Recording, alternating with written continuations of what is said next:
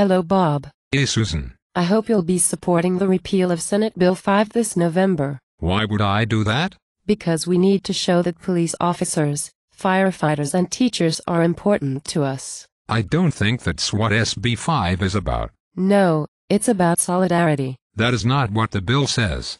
It's about controlling the costs of government, so those costs aren't continually passed on to the taxpayer. But public employees do not make as much as you in the private sector. So this is not about controlling costs. It's about attacking the middle class. According to labor statistics, public employees average a higher salary than their private counterparts. That is just partisan blather. Wait. You think the Ohio Department of Job and Family Services and the U.S. Bureau of Labor Statistics are partisan? Well, those figures don't control for education and occupation. Like how? According to the Economic Policy Institute, full-time public employees in Ohio average a salary that is 5.9% lower than their private sector counterparts. You do realize that the PI receives the bulk of its funding directly from labor unions, right? That doesn't matter. Data is data. Data like the average public school teacher has a starting salary that is $5,000 more than private school teachers. You are just a bitter partisan. Teachers are called greedy, yet all over Ohio teachers have taken pay freezes for the last few years. Pay freezes? You do realize that those in the private sector have faced mass layoffs and extreme pay cuts, right? But they are not the middle class. You do realize that just 6% of Ohio workers are public employees. The average middle-class Ohioan is a hardworking private sector worker. That doesn't matter. We need to support our police officers, firefighters and teachers. Most of the young teachers I speak with favor Senate Bill 5. They think it will open the job market for them, since too many double-dipping educators linger in the school system too long, and deprive younger, talented teachers from getting a good job. Senate Bill 5 does nothing for double-dippers. Now you are making stuff up. I did not say it did. But there could be some positive ancillary effects. You're lying. That's just part of your plan for class warfare on Ohio's middle class, just like performance-based pay is code for patronage to punish union members. How do you make that jump of logic? Because performance-based pay doesn't work. Why not? I want the best doctor treating me when I'm sick. I want the best architect designing my house. Why wouldn't I want the best teacher educating my kids? But should we base 50% of your doctor's pay on his patient's cholesterol levels?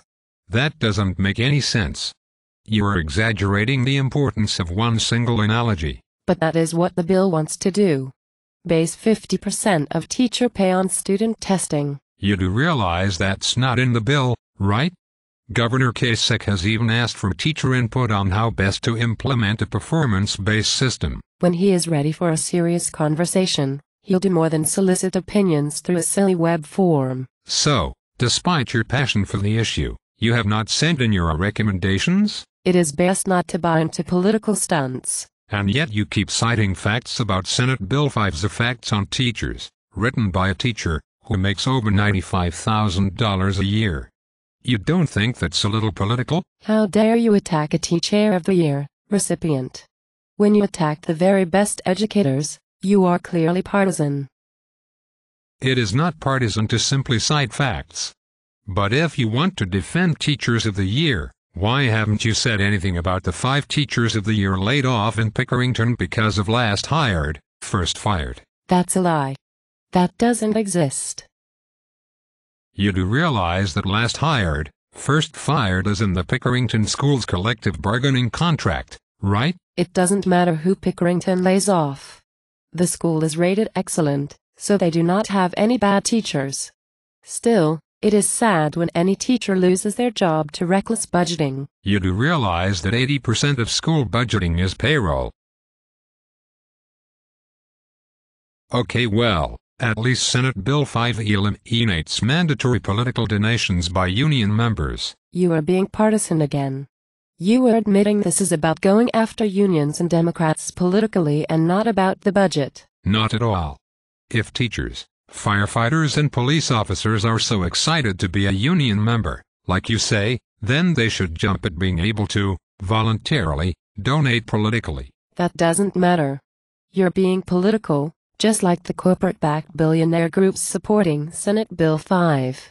We should tell Americans for Prosperity to get out of Ohio. Yes, because we sure do not want prosperity ruining Ohio's high unemployment. Now we agree. Americans for Prosperity should leave Ohio. That's not what I said. You are twisting my words. How did I twist your words? Why do you hire police, teachers and firefighters? You are being a whiny bitch. So much for civil discourse. Who said I was being civil? You are an asshat just like the senators leaving the General Assembly so they do not have to face re-election. Senators and representatives leave the General Assembly all the time. Why does this have to be about Senate Bill 5? Because they are afraid. You do realize that most of these senators come from solid Republican districts that Democrats have not won in half of a century. It doesn't matter. We will outwork you to kick them out just like we will outwork you to get Senate Bill 5 repealed. Given the lazy reputation of union employees, I seriously doubt you can outwork anyone.